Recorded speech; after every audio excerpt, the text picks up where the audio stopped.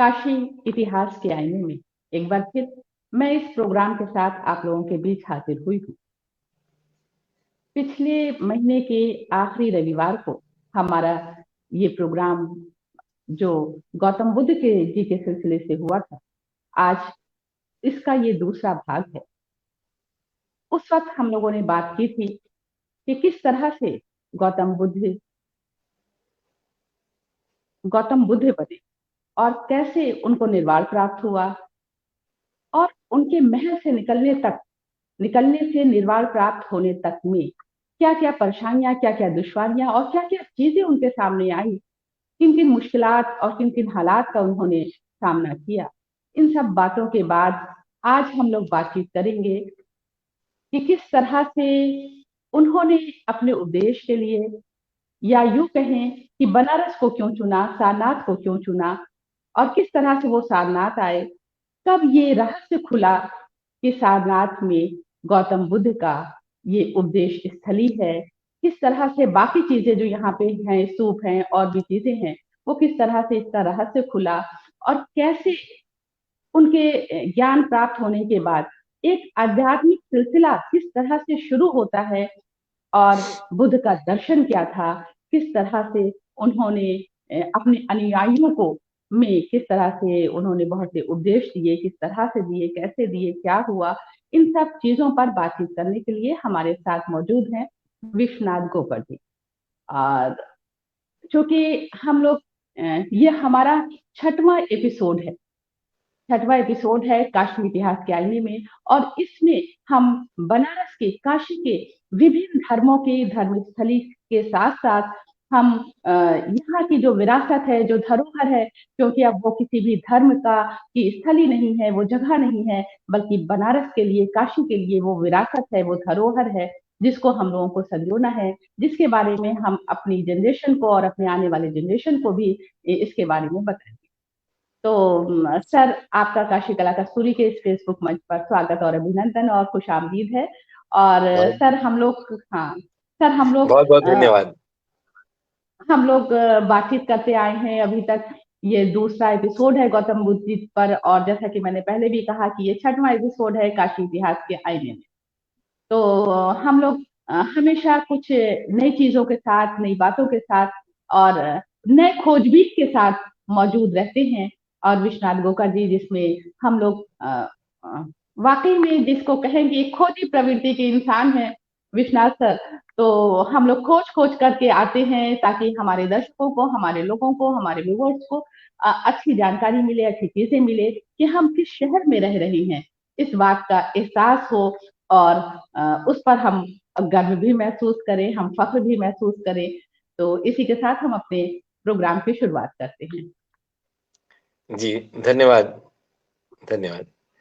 जैसे कि आपने बताया कि पिछले एपिसोड में हम लोगों ने बात की थी कि गौतम बुद्ध जी का जो है जन्म कैसे हुआ, सिद्धार्थ गौतम का जन्म कहाँ हुआ, कैसे हुआ, उनका लालन पोषण, उनके जो एक होती है कि एक बेहतरीन मतलब जो है खुशनुमा जिंदगी की बातें हम लोगों ने की कि कैसे था, फिर अचानक से क्या कुछ उन्होंने देखा और देखने के बाद किस तरह से उनकी जिंदगी में एक बदलाव आया, और एक बदलाव आने के साथ जो कुछ होता चला गया उनके जीवन में जो है उस तक बात की।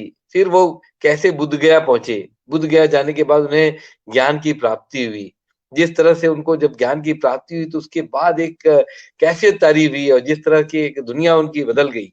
उसके बाद मतलब जो है हम वहां तक पहुंचे थे, और ज्ञान प्राप्ति के बाद मतलब जो है उसके बाद की कथा अब हम लोग बात करेंगे, चर्चा करेंगे। शबनम जी, आपने बहुत अच्छी बात कही कि आखिर ऐसी क्या बात थी कि गौतम बुद्ध ने सारनाथ को ही चुना, काशी को ही चुना, क्योंकि हमारा शहर काशी मतलब बहुत अलौकिक है, बहुत जी, अद्भुत है, बहुत क्योंकि हमेशा, ईश्वरीय जी है। जी, जी क्योंकि हमेशा मुझे ये लग रहा था कि अब की हम लोग जो बातचीत करेंगे, जो हम लोगों के दिमाग में एक बात है जी कि क्यों काशी को चुना और क्यों काशी में आए, जबकि काशी का उस वक्त का जो रास्ता था, अगर वो जी बिहार से अगर हम लें तो वो मुगल सराय जी और ये क्या उसको बोलते हैं, जो राजघाट का पुल है, वो सब तो बिल्कुल भी नहीं था। किस नहीं रास्ते से आए, कैसे आना हुआ होगा और क्यों इसको जी चुना, और वो भी शहर में एकदम किनारे वहां पे, तो जी इस तरह से। जी।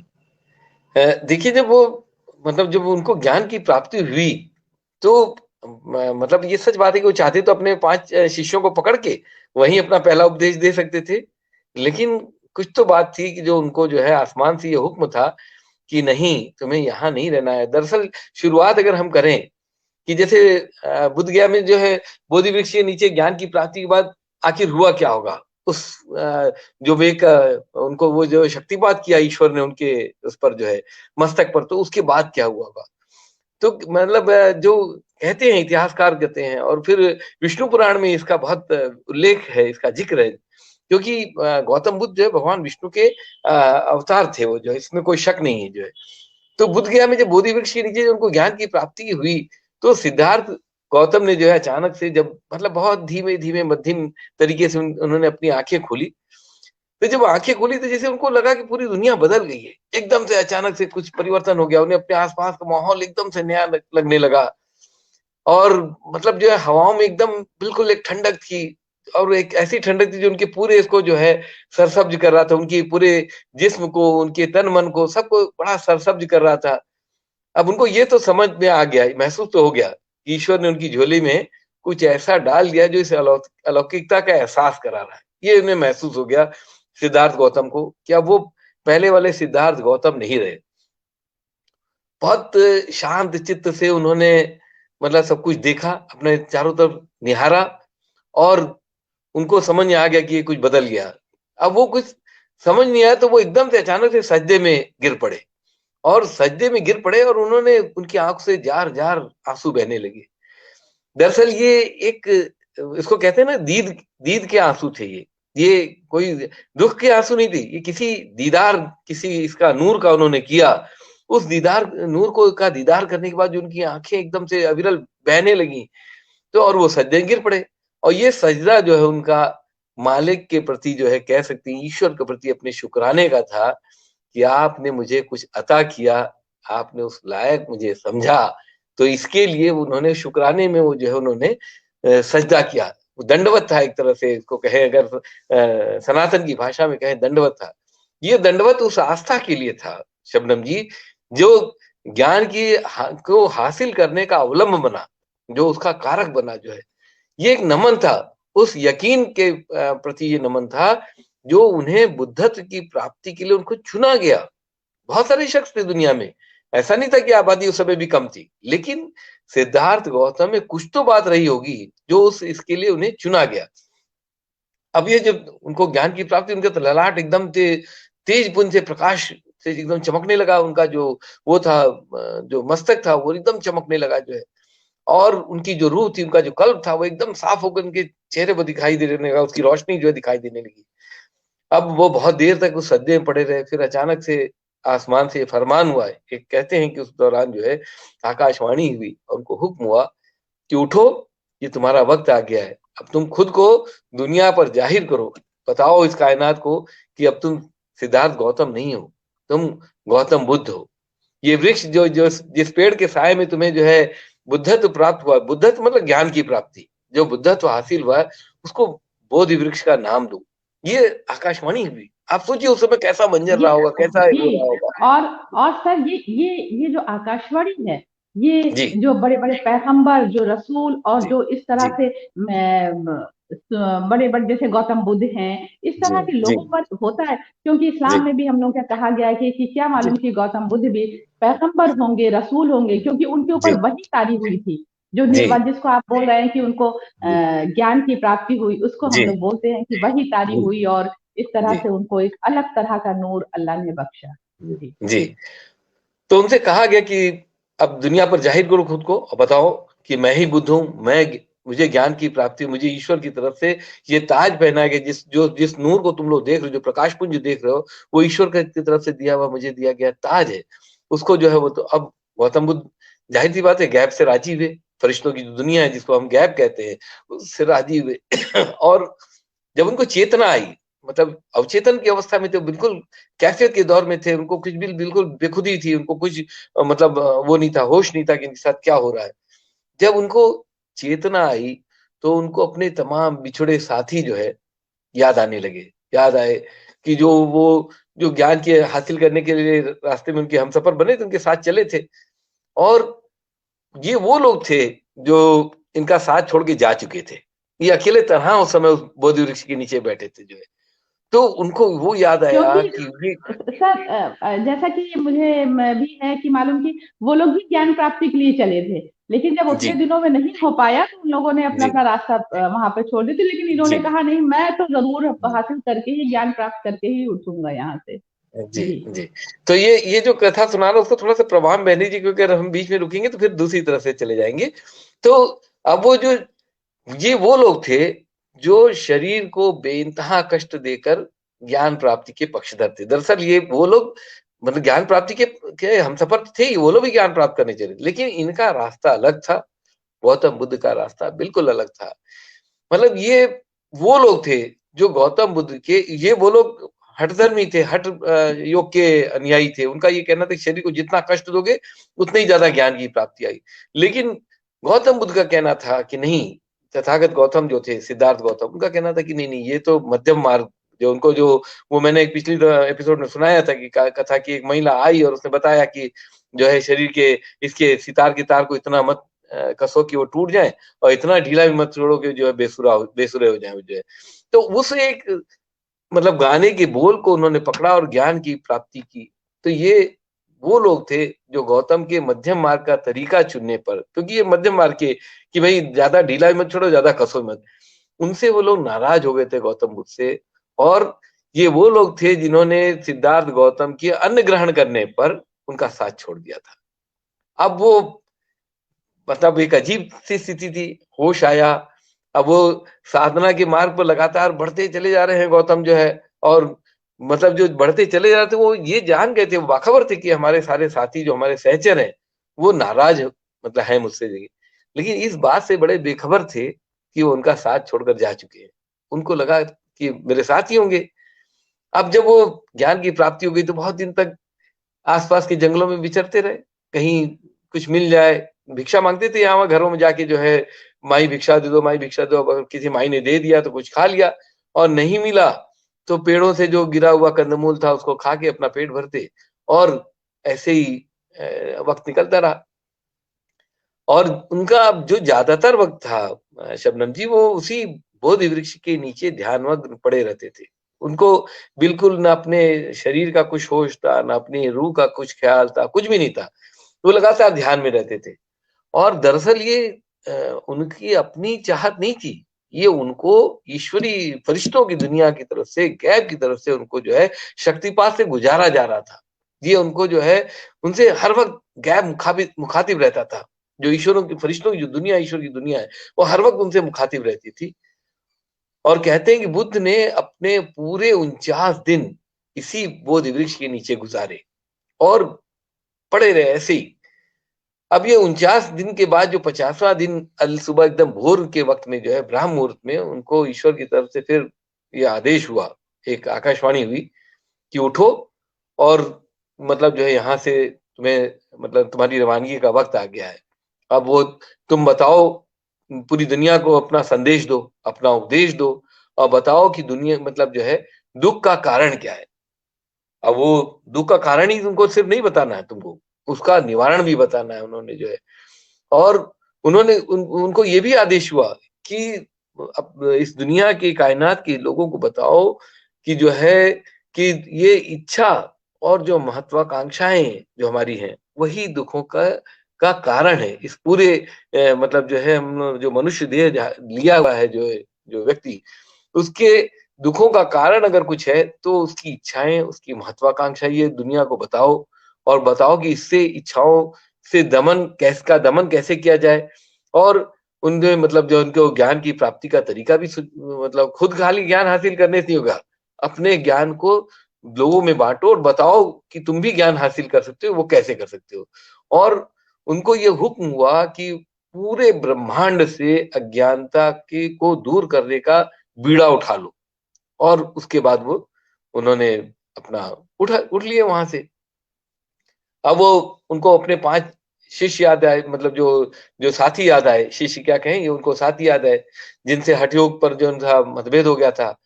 तो वो अपना, जैसा कि मैंने पहले कहा कि वो चाहते तो वहीं अपना पहला उपदेश देते किसी भी मन को पकड़ के कि भई मैं बुद्ध हूँ और मेरा मुझसे ले लो ज्ञान। लेकिन नहीं, उनके लिए फरिश्तों ने एक अलग तरह का रास्ता ही चुन रखा था। और जैसा कि आपने बताया कि मतलब जो उस वक़्त जैसे न कोई वो था, न रास्ते थे, न सड़क था, न कोई नक्शा था, कुछ नहीं था, न सवारी थी। और जब उनसे कहा गया कि उठो और चलो, तो उन्होंने जो है अपना उठे और चलना शुरू कर दिया। अब वो एक दिन से अचानक जब वो निकल पड़े, तो उनको कुछ पता नहीं था कि हमें कहाँ जाना है।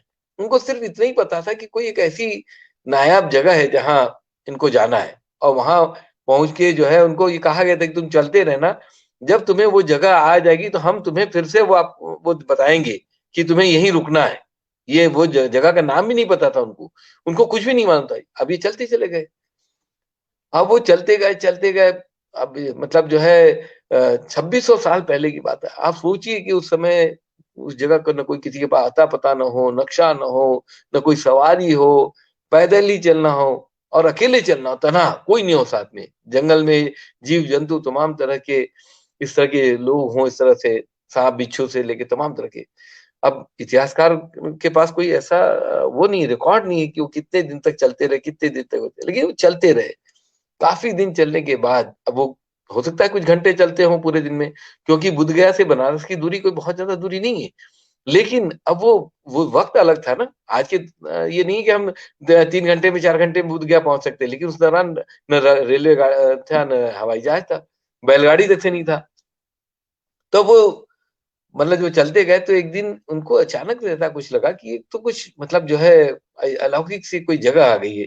देखा कि हिरणों का जो झुंड है वो बेखौफ जो है चौकड़ी भर रहा है, और बहुत हरियाली है, तमाम कुंड, तालाब, पोखरे हैं, और सब जो है वहाँ पर जो है उन तालाबों में जो बतख हैं, वो हैं, हंस हैं, तमाम वो सब जो है, और जंगल में मोर नाच रहा है जो है खूब जो है। अब वो मतलब तरह-तरह के चरिंद-परिंद को देख के उनको लगा कि यार ये कोई ऐसी नैसर्गिक जगह है, बड़ी रमणीक है, जो पता नहीं क्या है जो उनको अट्रैक्ट कर रही है, जो मतलब जो है। और गौतम बुद्ध इतने आसक्त हो गए उस जगह को देख के कि वहीं उन्होंने कहा कि यार अब यहीं रुक जाना चाहिए मुझे। अब वो उनको फिर हुक्म हुआ आसमान की तरफ से कि अब तुमको यहीं रुकना है।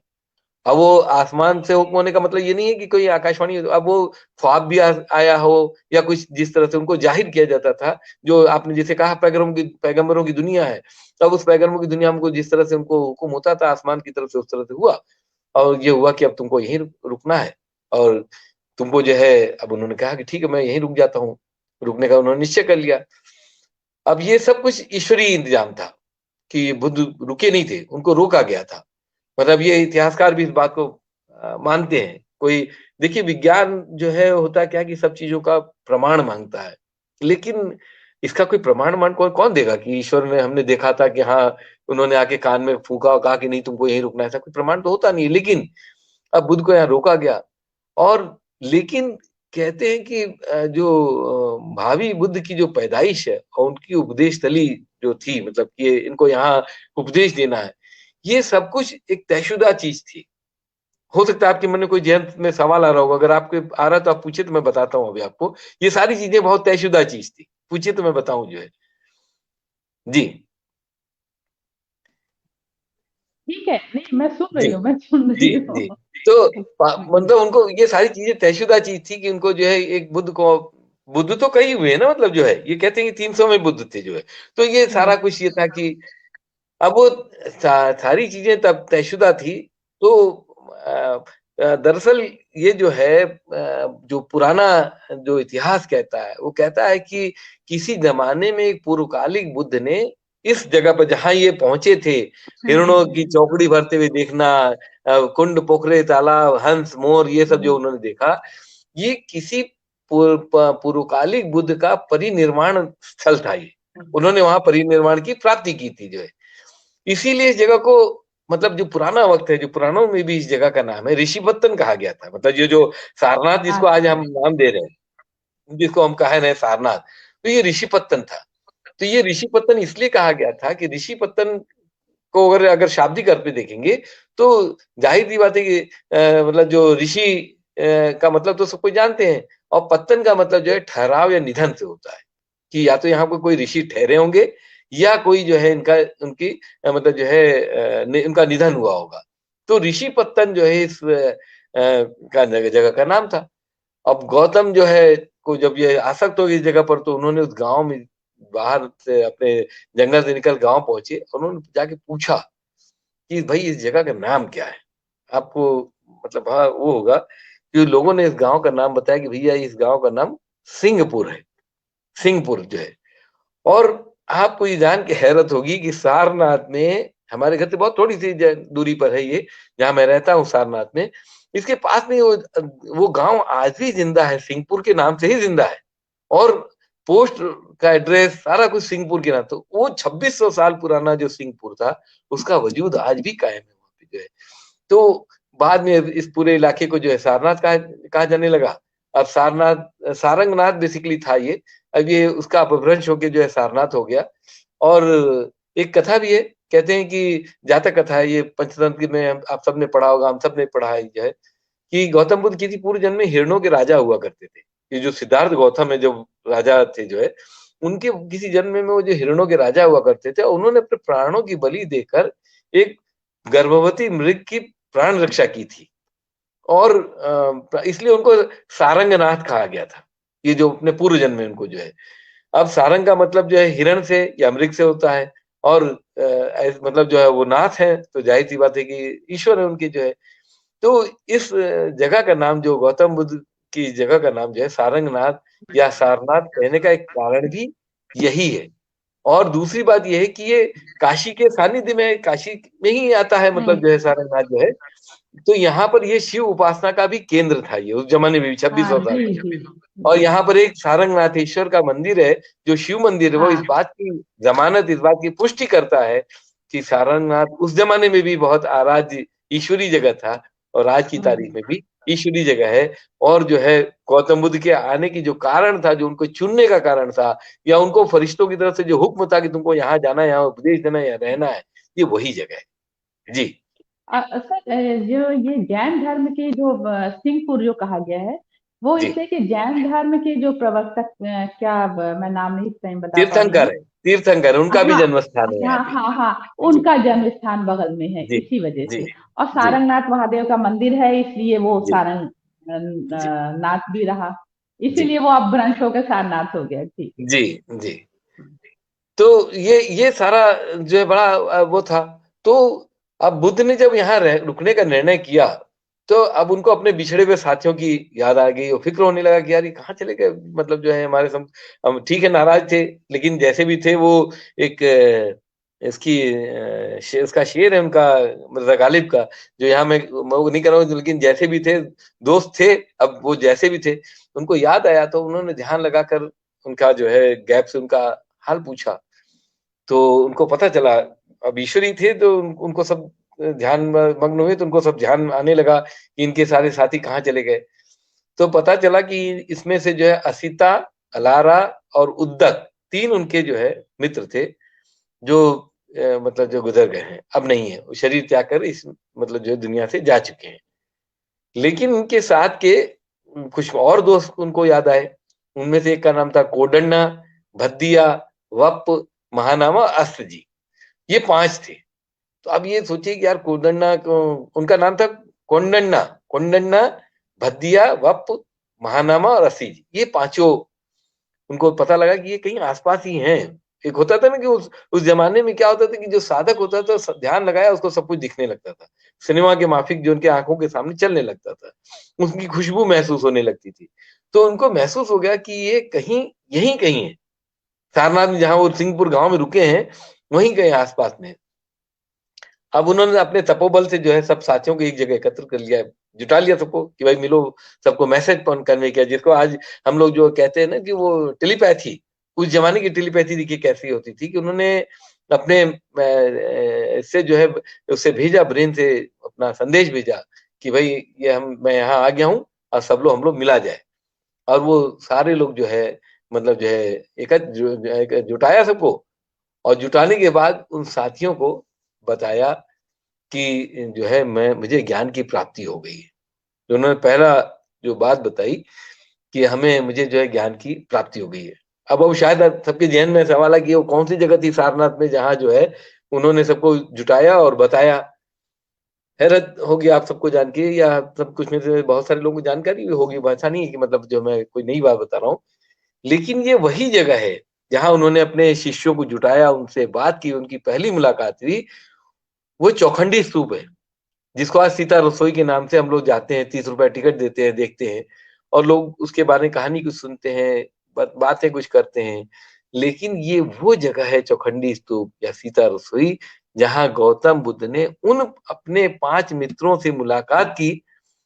उनसे उनकी मुलाकात के बाद बताया कि देखो मैं गौतम बुद्ध हो गया हूँ, और ये वही जगह है जहाँ उन्होंने उनको बताया कि मुझे तुम्हें ज्ञान के उपदेश देने का हुक्म हुआ है। तो बहरहाल अच्छा, ये तो उन्होंने सीता बताया। रसोई क्या है? सीता रसोई क्यों उसका नाम जी, है? जी, उसकी भी एक कथा है, मैं बताता हूँ उसको, उसके बारे में जो है, एक मुगल काल की कथा है वो, मैं बताता हूँ उसको जो है। तो चौखंडी स्तूप पे जो है उन्होंने सब जो है उसको वो किया, बुलाया और कहा, बताया। तो कौंडिन्य भद्दिया वप महानामा जी जो है, ने जब पहली बार इनसे ये सब बातें सुनी, तो बहुत हैरत में पड़े कि यार ये कल तक जो है हम लोगों ने इतना मतलब जो है हठयोग किया, इतनी रातें इतने दिन हमने बिना कुछ खाए पिए गुजारा, हमें ज्ञान की प्राप्ति नहीं, और ये जो है रोज भोजन करने वाला, इसको बता रहा कि इनको ज्ञान की प्राप्ति हो गई। तो उन्होंने जो है सुना उसको, उनकी जिसको बनारसी अंदाज में कहें, लिहाड़ी लेना शुरू कर दिया, या उनकी जो इधर उधर की बातें शुरू करनी की शुरू कर दी। तो उनको इस सब पर यकीन नहीं था कि जो है सिद्धार्थ जो है, गौतम जो है बुद्ध बन गए हैं, ऐसा उनको यकीन नहीं है। उनको शक था कि इनको बुद्धत्व की प्राप्ति अपती नहीं, झूठ बोल रहा है। अब वो कुतर्क करने लगे उनसे कि नहीं तुम ऐसा रहा तो बताओ, तुम ऐसा कैसा था, फलाना ढिमाका, तमाम तरह की बातें। लेकिन जो कहते हैं ना कि आसमानी जो इंतजाम होता है वो कहीं न कहीं कुछ एहसास करा देता है। और 2-4 10 मिनट, 15 मिनट, 20 मिनट के इसके बाद जो है उन्होंने जो जो भी वक़्त गुज़रा, उसके बाद उन्होंने देखा कि त मतलब जो है सिद्धार्थ गौतम जो है, उनकी जो आध्यात्मिक आभा है, वो बहुत तेज में है। उनका जो मुखमंडल है, जो उनका जो चेहरा, उनकी जो सूरत है, वो बहुत एक अलौकिक अवरा लिए हुए मतलब जो है। और वो इतने इतने मजाक उड़ाने या इतनी कुतर्कपूर्ण बातें करने के बावजूद वो बहुत ही कूल और बहुत पॉजिटिव बने हुए, बहुत सकारात्मक बने हुए, और तर्कसंगत बातें कर रहे हैं। और इसके अलावा उनकी जो वाणी थी उसमें बहुत ओज था। उनका जो ऑरा था, जो सिर के पीछे जो उनका एक वो दिख रहा था चक्र जो है, उसको देख के वो सब इतने प्रभावित हुए कि पाँचों के पाँचों, कौंडिन्य, भद्दिया, वप और महानामा और अस्य इन बात नाम को मैं बार-बार इसलिए गिना रहा हूँ कि ये वो 5 शिष्य हैं जिन्होंने जो दुनिया में इस नए सिलसिले के पहले गवाह बने जो है।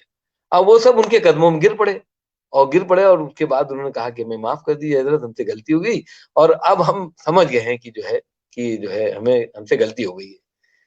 अब उन्होंने कौंडिन्य ने गौतम सिद्धार्थ गौतम ने कहा कि ठीक, गौतम ने जो है उनको कहा कि ठीक है, अब तुम जब ये इकरार कर रहे हो, तो ठीक है, तो हम सबको जो है एक खास लम्हे फिर एक खास जगह पर हमको मिलना है। अब उन्होंने कहा उन सबसे, कौंडिन्य, बदिया, वप, महानामा, जी सबसे कहा कि जो है हमको जो है एक पूर्णिमा के दिन तुमसे यहाँ मिलने मुलाकात करनी है, और यहीं पर हमारी तुम्हारी मुलाकात होगी।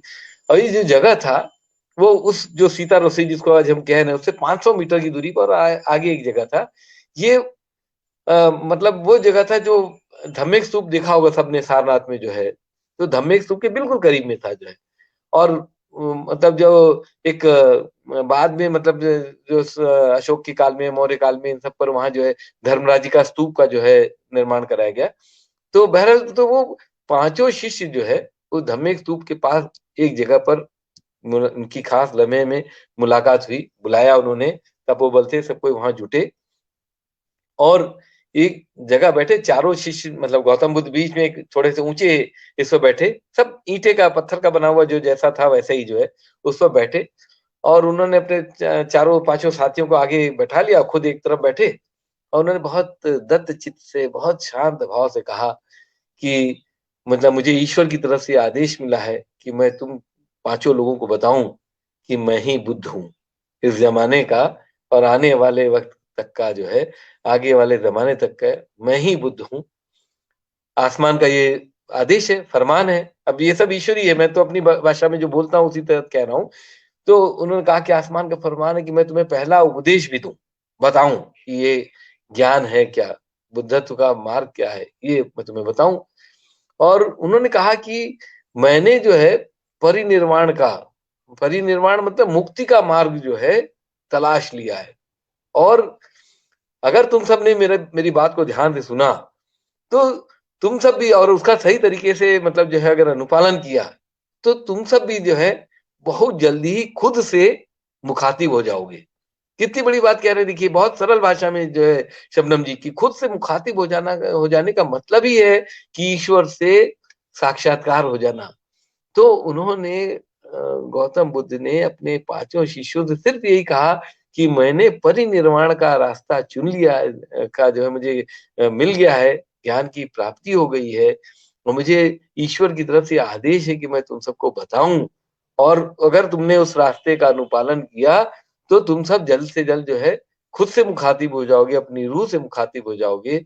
और जिस रास्ते की मैं बात कर रहा हूँ कोई आसान नहीं है कि मतलब सोचा मिल गया, ऐसा नहीं है। लेकिन वो तुम्हारे भविष्य को ही नहीं, तुम्हारा जो वर्तमान है उसको भी बहुत खूबसूरत बना देगा।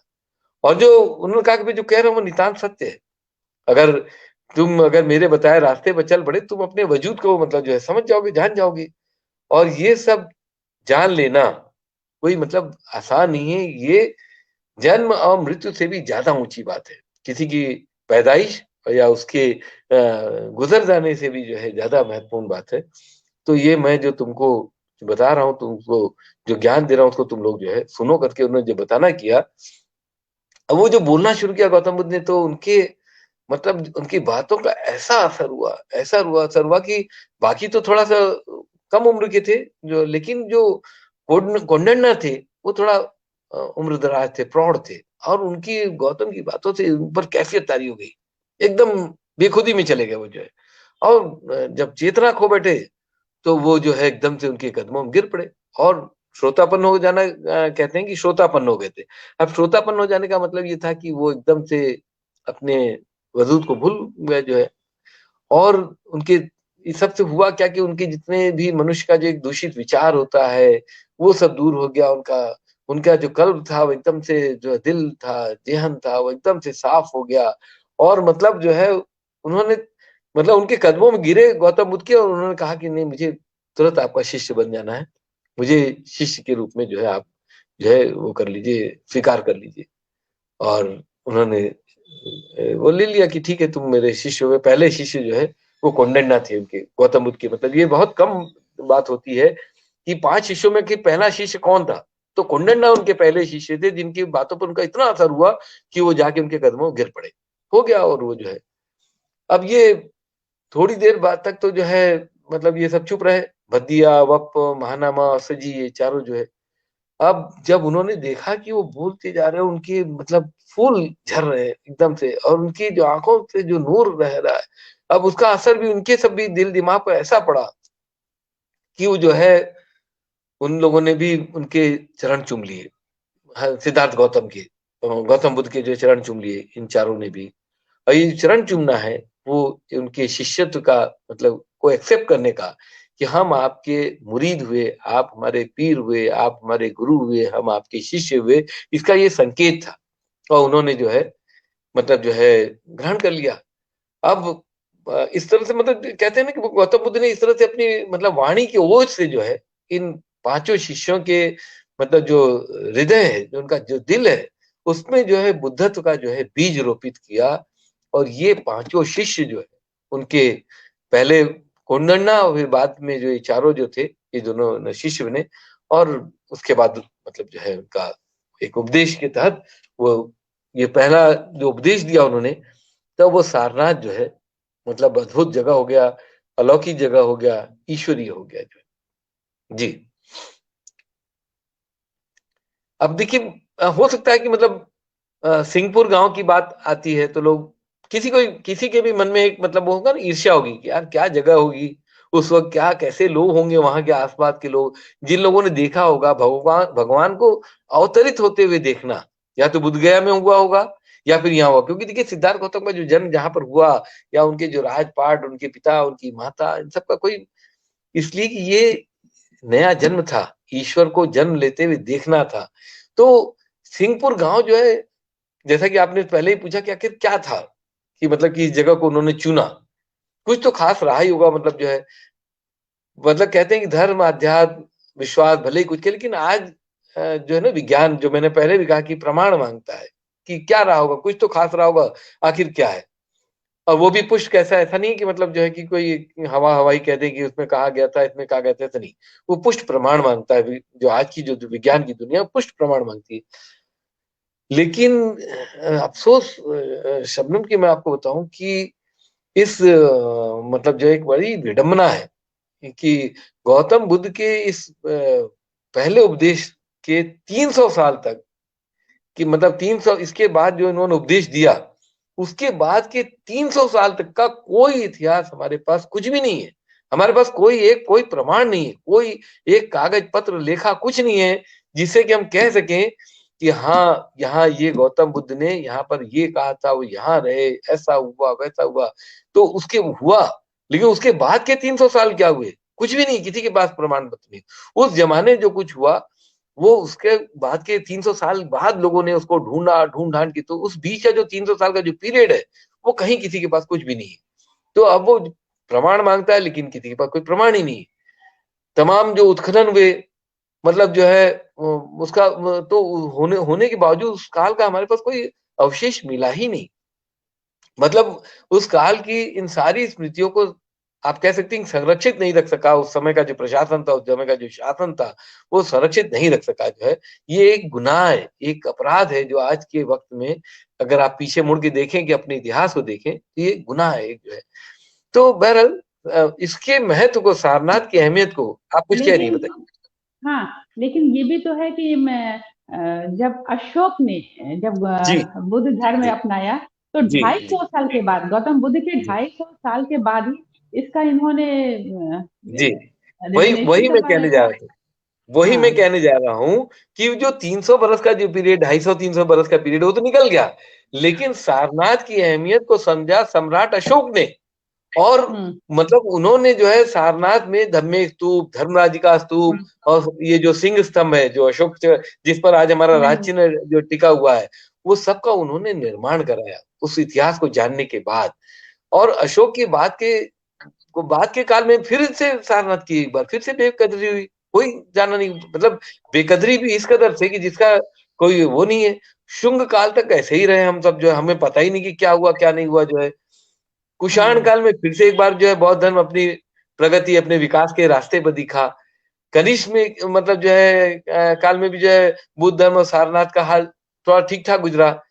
उस जमाने के जो मतलब बौद्ध भिक्षु थे, उन्होंने यहाँ एक बोधिसत्व क्या के जो है एक प्रतिमा का निर्माण कराया, और निर्माण करा के उसकी स्थापना की। कनिष्क जो है, उस ये कहा जाए कि सम्राट अशोक के बाद कनिष्क का जो काल था, वो बड़ा अद्भुत था। कनिष्क का जो है बुद्धत्व के प्रति या बौद्ध धर्म के प्रति इतना यकीन बढ़ा उनका कि उन्होंने सिर्फ सारनाथ नहीं, देश भर में कई जगहों पर स्तूप विहारों का निर्माण कराया कनिष्क ने, जो है। और सारनाथ का जो विकास के अगर दृष्टि से देखा जाए, तो मतलब जो है कनिष्क के बाद जो है गुप्त काल में फिर से आया, जो है चंद्रगुप्त वगैरह के काल में ये हुआ। जो है अभी जो जो पुरानी इतिहास है, उसमें वेनसांग की यात्रा का बहुत वर्णन होता है, नालंदा से लेके यहाँ तक का जो जिक्र करते हैं, तो उन्होंने उसने लिखा, वेनसांग ने, जो है कि वो जिस जमाने भारत की यात्रा पर आए थे, वो कहते हैं कि उस सारनाथ उस वक्त देश का सबसे खुशहाल क्षेत्र था। आप सोचिए, मतलब जो है सिंहपुर जो गांव है, जो सारनाथ गांव है, जो है वो इस देश का सबसे खुशहाल क्षेत्र था। और इस बात की इतनी चर्चा हो गई वेनसांग के लिखने पर कि मोहम्मद जो महमूद गजनवी जो था, वो यहाँ आ गया, और यहाँ आके उसने सारनाथ पर जो है हमला कर दिया। और हमला करके उसने जो बहुत सारी क्षति पहुंचा दी। यहाँ पर जो तोड़ फोड़, जितने पगोड़े थे, जो मठ थे, सब उसको सब तोड़वा फोड़वा दिया कि बहुत पैसे हैं, बहुत यहाँ पर रजवाड़ों से पैसा आ रहा है, ये सब जान की जो है, क्योंकि उसको राजाश्रय मिला था ना, मतलब जो है बुद्ध धर्म को, जो है बौद्ध धर्म को मिले उसके पास, उनको तो इनको लगा कि यार यहाँ धन है, लूटो इसको, जो है। तो गजनवी के वक्त में यहाँ पर जो है उसमें बहुत क्षति पहुंचाई। ये सब जो है 1017वीं सन 1017 की बात है। इसके बाद 1026-26 तक भी जो है ऐसे ही रहा। 26 में जो है महिपाल का जो शासन काल आया, तो उसमें दो भाई ऐसे पैदा हुए जो इसी के इलाके के थे, स्थिरपाल और बसंतपाल जो है।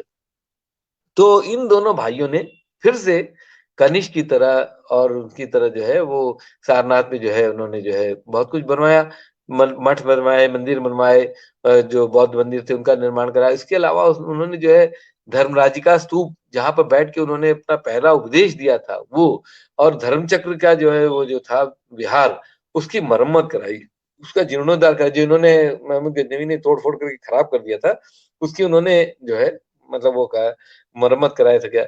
बाद में जो गढ़वाल काल आया, जो उसमें गोविंद चंद की जो राजा गोविंद चंद थे, उनकी पत्नी ने भी जो है बहुत सारा काम किया यहाँ पर बौद्ध धर्म के लिए जो है।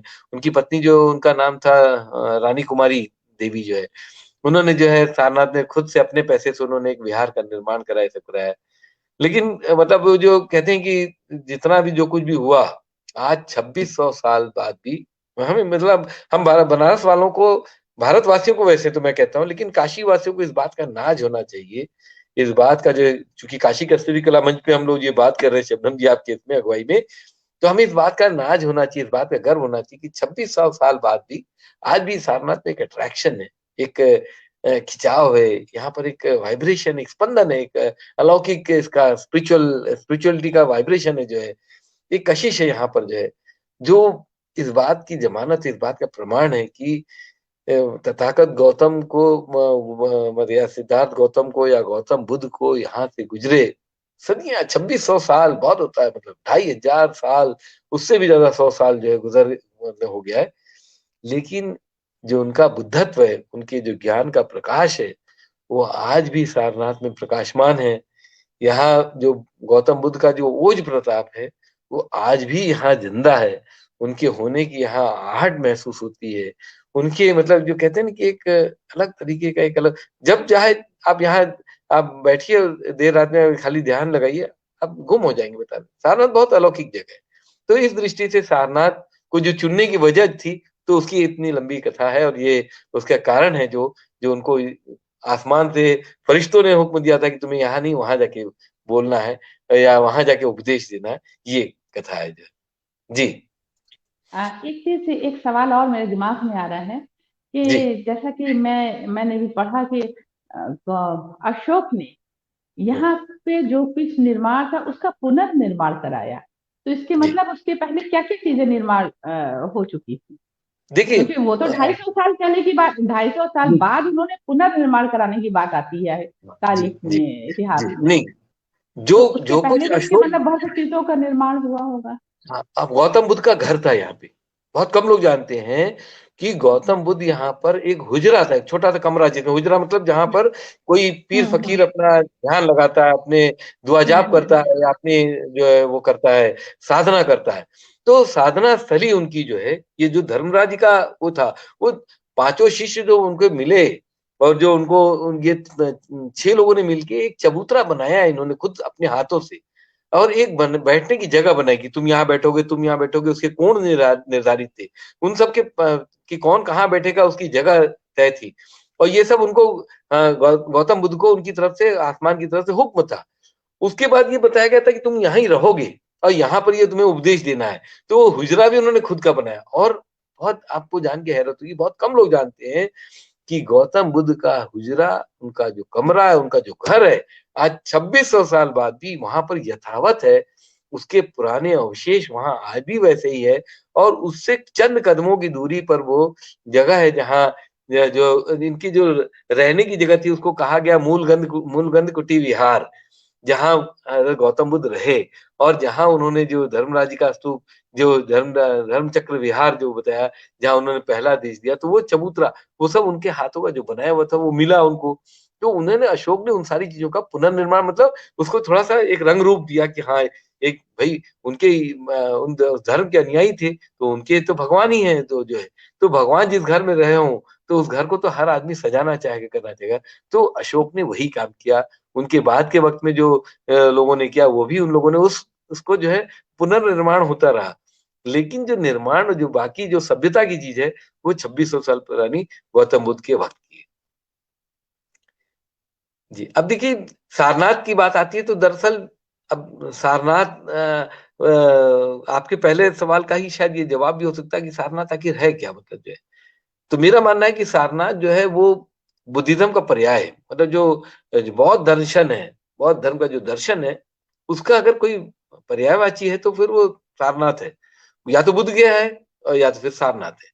और मेरा ये मानना है कि गौतम बुद्ध को अगर बूझना चाहते हैं, अगर उनके जीवन के रहस्य को या उसके बौद्ध दर्शन को अगर आदमी बूझना चाहता है कि आखिर है क्या, तो उसके लिए पहले उसको सारनाथ की हदों से होकर गुजरना पड़ेगा। उसको सारनाथ मतलब जो है समझना बहुत जरूरी है। कह सकती हैं कि सारनाथ वो दहलीज है, वो जगह है, वो ड्योढ़ी है, जहां से होके ही बौद्ध धर्म के बौद्ध दर्शन में एंटर कर सकता है आदमी और उस तक पहुंच पाता है जो है। तो मतलब ये कहते हैं ना कि तथागत का जो पहला उपदेश चल रहा है, धर्मचक्र प्रवर्तन सुत्त, वो कहते हैं प्रवर्तन सुत्त, इसका जो मर्म है उसको अपनी रूह में पैबस करना या उसको अपनी रूह में एकदम समाहित करना, एकदम अपने अंदर, मतलब जिसको कहते हैं समाधिस्थ भाव से सुनना समझना, ये कोई साधारण काम ही नहीं है। और उसको अपने दिलो दिमाग में गहरे तक उतारना अगर जरूरी है, अगर अगर चाहता है मनुष्य जो है, तो उसको सारनाथ जो है आना ही पड़ेगा। तो दुनिया भर के जितने बौद्ध धर्म के अनुयायी हैं, तो बौद्ध सर्किट में बौद्ध गया से मैं कह सकता हूं कि अहम अगर कोई चीज है, सारनाथ है। बौद्ध गया तो मैं उसके इसके अहमियत से इनकार नहीं कर सकता, उनके जन्म स्थान को, उनके परिनिर्वाण स्थान को, इन सब की अहमियत को मैं इनकार नहीं करता। लेकिन सारनाथ जो है वो सीधे सीधे आपको बुद्ध से जोड़ने का काम करती है। तो मतलब उसकी जो अहमियत है वो फिलोसफिकल तो है ही है, आर्कोलॉजी के नजरिए से भी ये बहुत महत्वपूर्ण स्थान है। भाई अगर 2600 साल पुराना इतिहास जानेंगे आप, तो उसके लिए सारनाथ आना बहुत वो है। और इसमें कोई शक नहीं है कि यहाँ का जो है सारनाथ की जो एक एक ईंट है वो अपने आप में हेरिटेज है, धरोहर है। इसमें कोई शक नहीं है। यहाँ के जो स्तूप हैं, यहाँ का जो विहार है, वो अपने उस कालखंड की पुख्ता जमानत है, मतलब वो एक गवाह है। और जानकर मतलब हैरत होती है कि मतलब जो है कि मतलब बहुत सारनाथ का जो, अब मतलब बहुत अजीब बात है कि सारनाथ का आगे मतलब पता कैसे चला कि सारनाथ कैसे ही, मतलब ये एक ऐसी जगह है जहां भगवान बुद्ध ने जो पहला उपदेश दिया, ये जगह मिली कैसे आखिर। तो अगर पुरातात्विक अवशेषों का मिलना, क्योंकि उस समय बाद में जो है गौतम बुद्ध के बाद अशोक ने बनवाया, कनिष्क ने बनवाया, तमाम बसंत पाल, इन सब ने बनवाया, ये सब किया।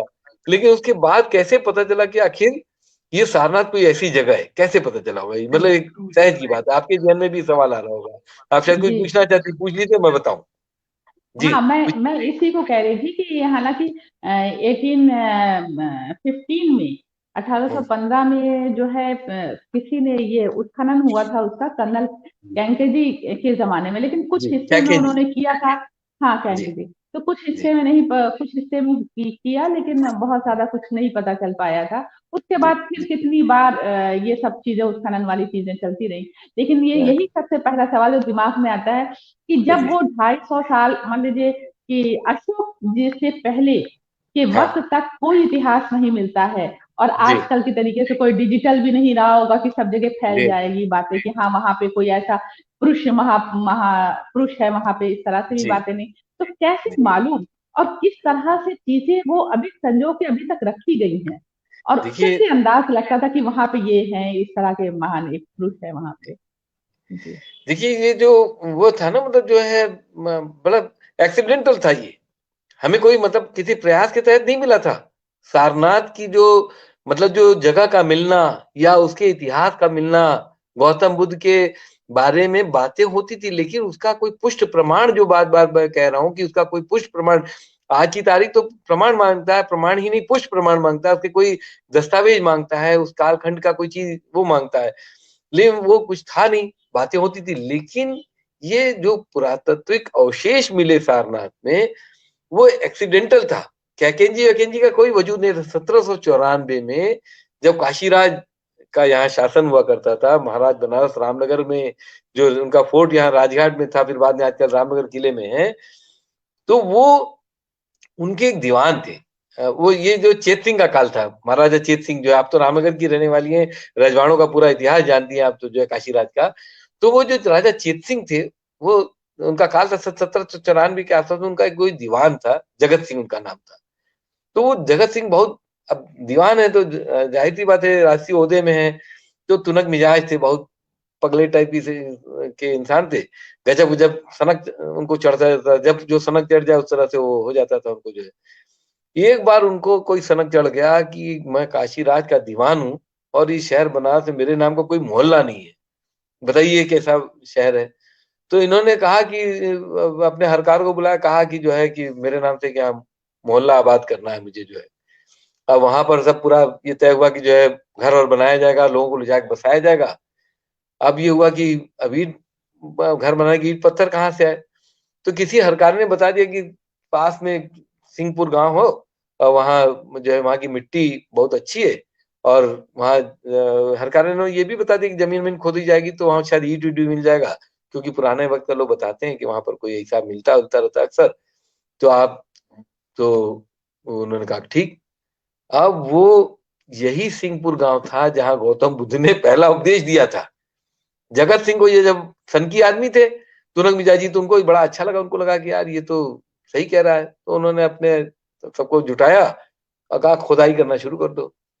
पूरे इलाके को खोद डाला गया, पूरे इलाके बिना किसी साइंटिफिक इसके, फरसा कुल्हाड़ी हथियार जो वो मिला उससे जो है खोदना शुरू किया। और जो कुछ भी मिला, वो जो मोहल्ला है लौराबीर के पास जगतगंज, उसको बसाने के इसमें जो है भेंट चढ़ गया। जगतगंज जो मोहल्ला है, कम लोग जानते हैं कि वो महाराज चेत सिंह का जो दीवान था, उस चेत सिंह का जो दीवान था जगत सिंह, उस जगत सिंह के सनक में बना हुआ मोहल्ला है। और वो पूरे इतिहास को जो है वो के उस पर कुर्बान हो गया। वो जो है बौद्ध काल के सारे अवशेष जो है उस जगतगंज मोहल्ले को बसाने के जो है भेंट चढ़ गया पूरा जो है। अब ये इन सब में एक अच्छी बात ये भी कि सारनाथ में जब ये सब मिलने लगा तो लोगों की क्यूरियोसिटी बढ़ गई, जिज्ञासा बढ़ गई कि यार आखिर वो क्या जगह है। रोज जो है वहां पर जब वहां से जो गाड़ी भर के ले आते वो लोग बैलगाड़ी, तो जब आता था तो लोगों को लगता था अरे आज वहां हंडा मिला, आज परात मिला, वहां बर्तन मिले, भांडा मिला। तो लोग वहां कौतूहल में यहाँ से लोग पैदल ही आने लगे। सारनाथ पे बहुत ज्यादा दूरी नहीं है जगतगंज और इसके पीछे 5 किलोमीटर 7 किलोमीटर का की दूरी है। अब लोग जाने लगे। अब वहां से जो भी मतलब जो है ये सब ये देखने जाते हैं आखिर वहां क्या दबा पड़ा है, जाल के देखा जाएगी। तो वहां पर जो है वो खुदाई शुरू हुआ। लेकिन बाद में जो है जब ये सब हुआ, मोहल्ला बस गया, तो बाद में जो है पारखी जो लोग थे, जो पुरातत्व विशेषज्ञ थे, उन लोगों ने जो है अवशेषों को खोजना शुरू किया। जब लोगों को पता चला तो उन्होंने, काशीराज ने भी रुकवाया चेत सिंह इसको, जगत सिंह को जो है काशीराज चेत सिंह ने जगत सिंह को रुकवाया कि क्या मूर्खता कर रहे हो तुम, ये सब जो है सब पूरा जो है बर्बाद कर डाला। ये सब हुआ तो बाद में जैसा कि आपने कहा कि कैकेंजी जो है वो बेसिकली ब्रिटिश आर्मी में वो थे, कर्नल थे वो जो है। तो कर्नल कैकेंजी जो है उन्होंने पहली खुदाई, जो एक साइंटिफिक खुदाई जो होती है वो कराई। वो थोड़ा सा हिस्ट्री के प्रति उनका वो था, एक लगाव था, एक जुड़ाव था। तो उन्होंने कहा कि यार इसको खोदा जाए, तो उन्होंने 1815 में इसकी खुदाई कराई। लेकिन तब तक कुछ मिला ही नहीं, सब खत्म हो चुका था। जगत सिंह अपना खुदवा के पूरा अपना मोहल्ला अपने नाम से बसा चुके थे जो है। अब वो जो कुछ मिला भी जो है तो उसमें कुछ बर्तन भांडा सिक्का यही सब था जिसका कोई मतलब नहीं था। अब वो, लेकिन बहुत सारे रहस्य उसमें अब भी जो है दबा पड़ा था, क्योंकि उस समय उस तरह के साइंटिफिक हथियार औजार नहीं होते थे जो खोदे जाएं। जैसे आज की तारीख में ब्रश से, छोटी छोटी करनियों से, छोटे छोटे उससे किया था, वो सब नहीं था। जो बड़े बड़े फावड़े मिले थे, मारा एक फावड़ा तो जो बर्तन भांडा था वह तो चकनाचूर हो गया, फिर उसमें से जो रहा वो सब निकल गया जो है। और वो जो पाता था वो अपने जेब में रख के चला जाता था, तो उसको कुछ समझ आता नहीं था। तो उस तरह का दौर था जो है।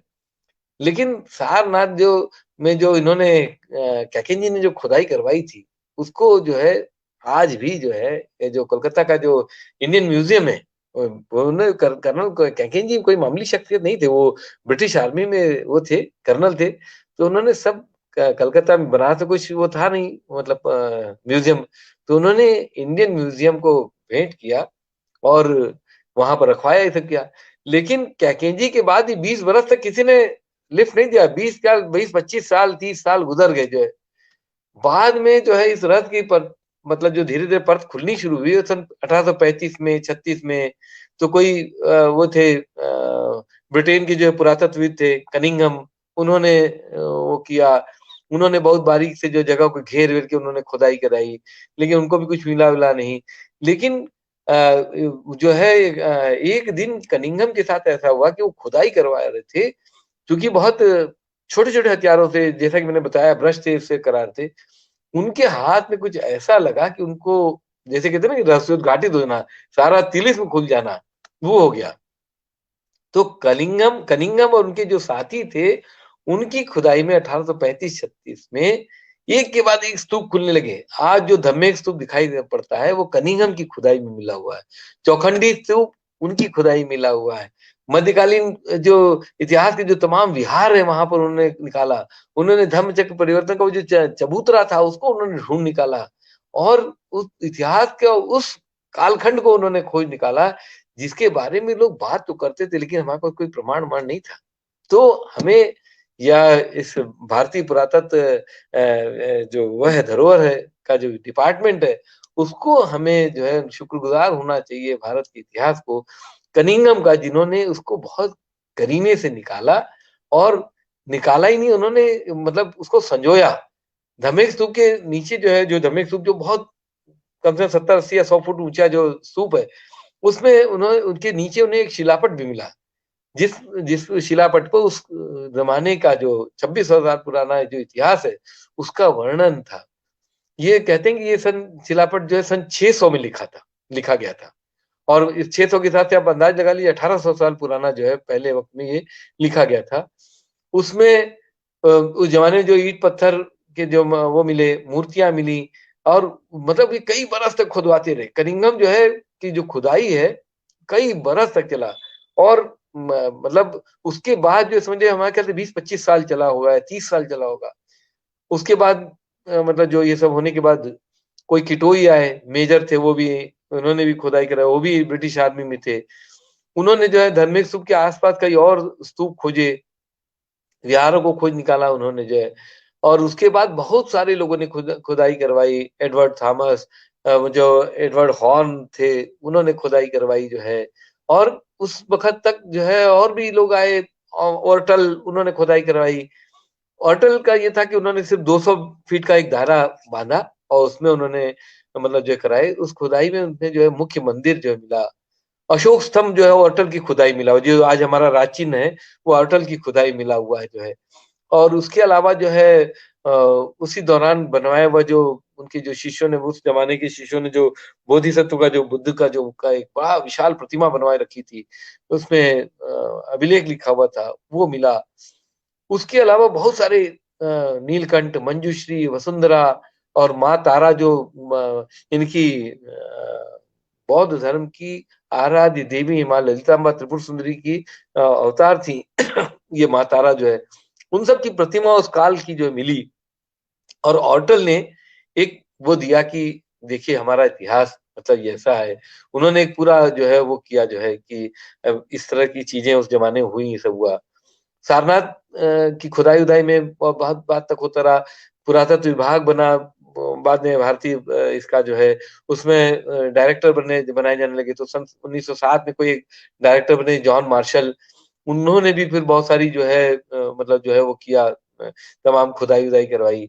तो मतलब कहते हैं कि 7-8 बरस तक उन्होंने जो है वो खुदाई करवाई। तो उसमें बहुत सारी चीज मिली, जिसमें मतलब जो चौखंडी सूप तो इनके बताया मैंने आपको जो मिला, ये सब हुआ। तो बाद के वक्त में उन लोगों ने उसका और पुष्ट प्रमाण निकाला, और बहुत सारी चीजें बताई कि उसमें ये था, जो मैं धमेक सूप को बता रहा हूँ, जैसे कि वो मतलब 93 फुट व्यास है उसका। 93 फुट मतलब बहुत वो हुआ, और 143 फुट ऊंचा है वो जो है धमेक स्तूप। तो मतलब उसमें तमाम बेहतरीन शिलापट लगे हुए, उस कोड भाषा में उसमें कुछ लिखा हुआ है, सब है। तो तमाम सारी चीजें हुई, ये सब मिला जो है। जी।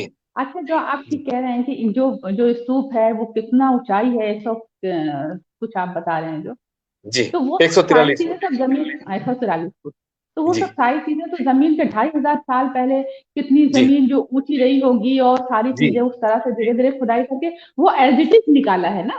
जी। आप सोचिए कि उस वक़्त में सारनाथ कितनी ऊँचाई पर रहा होगा, कि वही मतलब मैं कह चारों रही हूँ तरफ का कि टीलों में ढका हुआ था, मिट्टी के टीले ढुए हुआ करते थे, वही मैं उनमें सोच रही छिपा हूँ। हुआ था ये सब। जी, और कितनी चौड़ाई में था, क्योंकि वो हाँ उसी 2,500 साल पहले की सारी चीजें हैं। तो जी वो कितनी ऊंचे पे रहोगे कि खोदते खोदते उसके बेस तक को पकड़ा, और अब उस पे पूरा, उसी लेवल पे पूरा शहर बस गया, अगर जी देखा जाए तो। जी जी। तो कितनी किस आप कदर आप हाइट पे रहा मुझे। जी, आपको कहते थे शबनम, एक बार जो है अब आपकी वो जो हेरिटेज टूर कराने वाली बात आती है, हाँ वो जी जी, आपको मुझे चल यही के लग रहा आपको था। यहाँ कराना चाहिए, दिखाया जाना चाहिए कि देखिए गौतम बुद्ध का घर यहीं था, इस कमरे में वो रहते थे, इस हुजरे में, ये जगह है जहाँ उन्होंने उपदेश दिया पहला, ये अशोक का की लाट जो है, जो जो आज भारत सरकार का राज चिन्ह है, वो यहाँ मिला, ये वो जगह है जहाँ उन्होंने पहला उपदेश दिया, ये जो धम्मेक स्तूप है यहाँ पर, या चौखंडी स्तूप जिसको सीता रसोई कहते हैं, ये जो आप कह रही थी अभी सीता रसोई का नाम क्यों दिया, वो भी एक अब कहानी है। तो वो सब कुछ चीजें जो है इसके बारे में अब आप कायदे ये से सब आप जी जाके जाके ही जी किया जाएगा हम लोग। अभी तो जी हम लोगों ने इस पर एक उसके इतिहास पर एक रोशनी जी डाली है, और जी बहुत जल्दी हम लोग चलेंगे वहां पे, और जा जी करके वहीं से लाइव करेंगे, वहीं से लोगों को जी दिखाएंगे, ताकि जो जी देश में है, जो विदेश में है, जी जो अपने शहर में है, जो अपने राज्य में है, उसके अलावा जी भी लोग उस जगह को देख सके, समझ सके, और जी फिर वो चाहेंगे भी कि जब भी हम बनारस आए, हम उस अद्भुत जगह को जरूर देखें, जी। जो जहाँ पे शबनम, एक एक मिनट में आपसे और लेना चाहूंगा, जो आपने पूछा जी सीता रसोई आखिर उसको क्यों कहा गया। देखिए ये जो चौखंडी स्तूप है, ये मतलब 5 शिष्य जो उनसे पहले बार मुलाकात हुई, ये तो है ही है, लेकिन ये दरअसल है क्या ये एक अष्टकोणीय बुर्ज है, जो सीता रसोई जिसको कहा जाता है। एक बुर्ज मतलब जो एक आप ये कह सकते हैं कि एक ऊंचाई से टीले पर बना हुआ एक बुर्ज है, और उसके उस मतलब जो जो उत्तर साइड में जो बना हुआ दरवाजा है, उसमें फारसी पर कुछ लिखा हुआ है, एक शिलापट लगा हुआ है, उस पर जो लिखा हुआ है उसका मैंने फिर अनुवाद किया, कराया, उससे जाके तमाम जो फारसी के विद्वान थे पर्शियन के, उनसे जाके मैंने पूछा, उसका फोटो ले जाकर कराया, सब किया, तो उसमें पता चला कि ये जो उसमें बाद में हिंदी में भी मुझे लिखा हुआ मिला, और वो उसमें ये था कि राजा टोडरमल थे जो उनके बेटे थे गोवर्धन, उन्होंने गोवर्धन ने जो है ये टोडरमल के जो बेटे थे, उन्होंने अकबर बादशाह अकबर के आदेश पर जो है 1589 में इसको बनवाया था, ये सीता रसोई। वो जो मतलब गौतम बुद्ध मिले मिले, उसके अलावा भी एक जो कथा है जो उसकी जो मैं बता रहा था, उसमें ये था कि कहते हैं कि मतलब वहां किसी अभिलेख में जो लिखा हुआ, तो कहते हैं कि किसी वक्त जो है हुमायूं इधर से गुजर रहे थे अपनी सेना के साथ, और वो जो है अपनी सेना से बिछड़ गए, और यहाँ उन्होंने एक रात जो है गुजारी थी इस जगह पर। कोई बूढ़ी अम्मा थी, जो उनका जो भी नाम रहा हो सकता है, सीता ही नाम रहा हो, तो वो बूढ़ी अम्मा के झोपड़े में उन्होंने खटखटाया और रात गुजारी, फिर उसके बाद उन्होंने रात में वहां खिचड़ी खाई, सब किया, और उसके बाद जो है वो चले गए। सवेरे उन्होंने पूछा कि देखने तो तुम सैनिक लग रहे हो, तो उन्होंने कहा जी सैनिक ही हूँ। फिर बाद में उन्होंने जाके जब अपने सेना से जाके बताया कि ऐसा ऐसा हुआ, तो अकबर बादशाह ने अपने इसमें अपने टोडरमल के वो करके आदेश देके उनके बेटे से वहां पर ये बनवाया ये। तो ये एक अष्टकोणीय बुर्ज है, जो विशाल बड़े सी चौबूतरे चौकोर चबूतरे पर बना हुआ है, और ऊपर की तरफ जो है ये मतलब जो है घटते हुए क्रम में, मतलब ऐसे जाके ऐसे उड़ता है, नीचे से चौड़ा है, ऊपर जाके घटते हुए क्रम में मतलब जो है ये बना हुआ है, और 3 मंजिल का बना हुआ है, और इसका चौखंडी मतलब रखा जाना इस बात का प्रमाण है कि मतलब उस जमाने में जो पुराने वक्त में जिस तरह का नाम रखा जाता था, तो ये आदिकाल का है, ये तो समझ में आ गया जो है। और ये भी मतलब है कि गुप्त काल में उसका जो वर्णन जो मिलता है, जो उन्होंने किया गुप्त काल वालों ने, कि ये जो गौतम बुद्ध अपने 5 शिष्यों से मिले थे, उस जगह का उन्होंने नाम रखा था त्रिमेधी स्तूप। त्रिमेधी स्तूप उन्होंने रखा था। और ये जो मैंने कहा ना कि ये जो मतलब जो चौखंडी, त्रिमेधी, ये सब अलग-अलग वक्त के दौर के जो नाम होते थे, तो उससे जाहिर होता है कि उस वक़्त का पुराना है।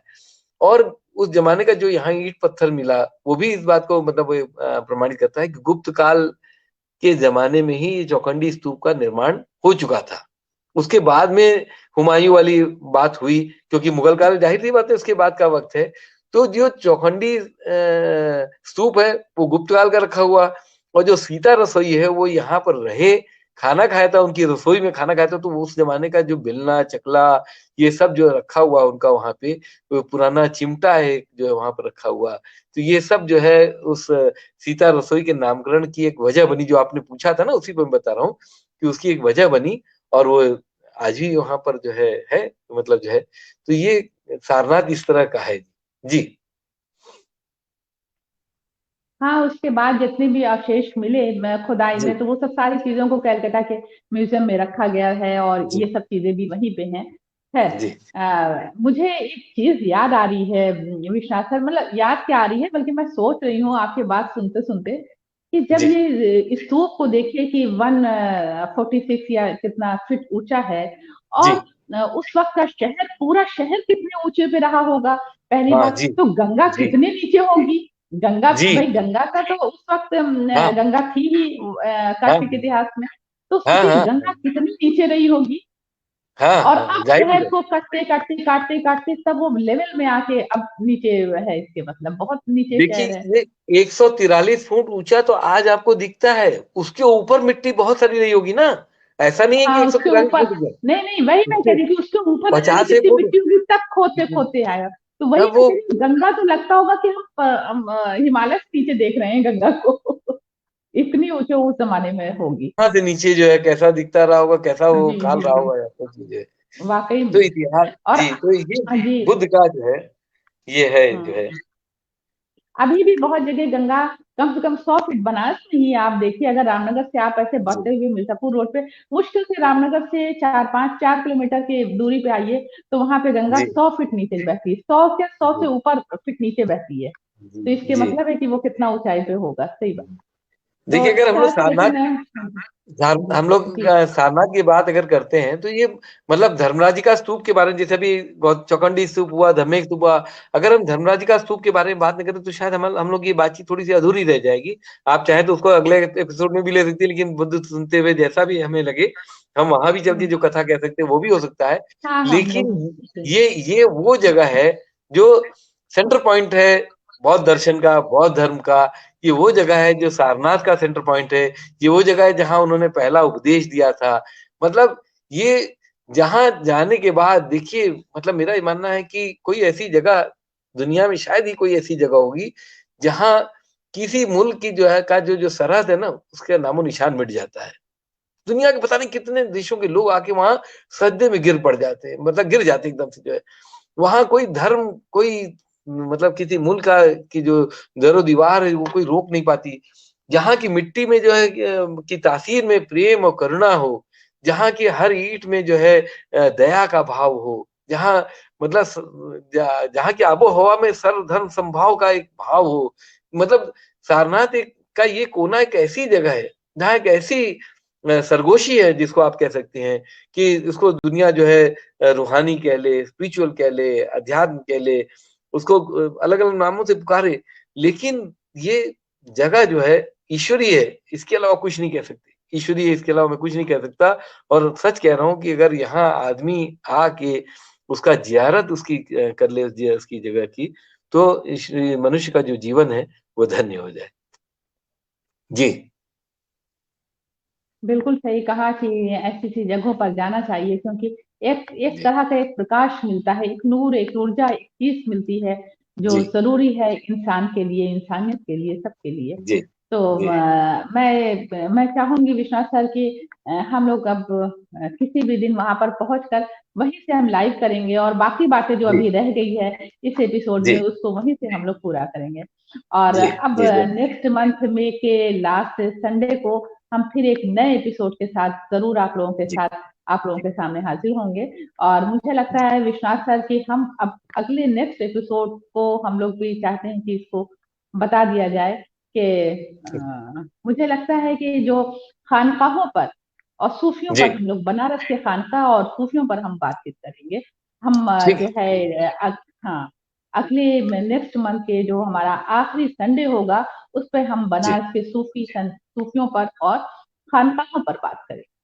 जी, इसी ज़रूर। के साथ हाँ, और उसके पहले हम लोग जरूर एक बार सारनाथ का विजिट करेंगे, और वहां पे इस तरह की चीजें, क्योंकि आपसे जो जानकारी मिल जाएगी वो बहुत मुश्किल है। कि ऐसे तो सारे लोग जाते हैं और होकर वहां पे चले आते हैं, लेकिन जी, एक एक चीज पर महारत हासिल रखना, कि उसके इतिहास को देखना, उसके इतिहास के एक एक पन्ने को आप पलटते हैं, तो बहुत अच्छा लगता है कि वहां जाके अब समझ में आया कि सारनाथ अब है क्या।